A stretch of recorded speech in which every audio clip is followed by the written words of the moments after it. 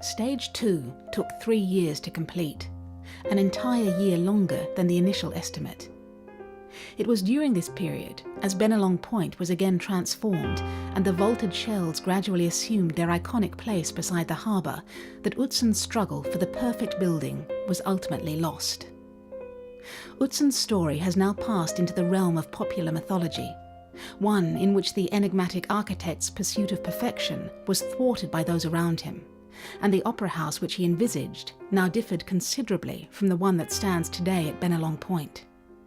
The reality is, of course, far more complex.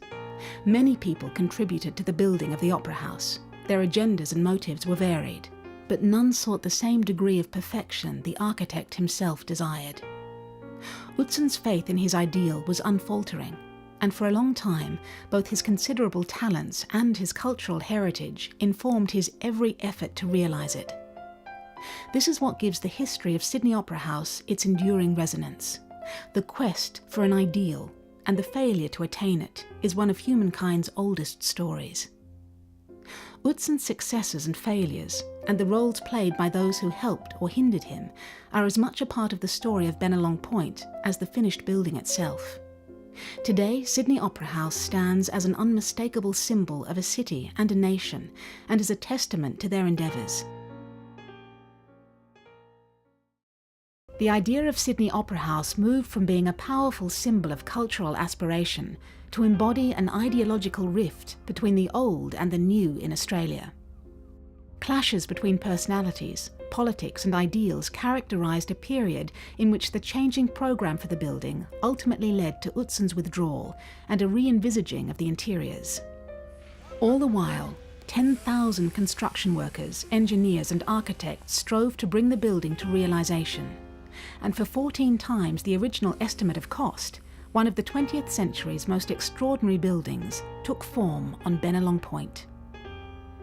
Opening in 1973, Sydney Opera House would immediately begin to host the tens of thousands of performances that have occurred each day since then. Before the Sydney Opera House, Sydney's performing arts scene was defiant rather than vibrant. Companies such as the Australian Ballet and Opera Australia slugged it out in dilapidated spaces like the Elizabethan in Newtown and other fading sweatboxes. What Sydney lacked was a crucial focal point. The opening of the Opera House gave the city instant international status. It catapulted Sydney from the provincial to the cosmopolitan, and the resident arts companies all blossomed in its wake.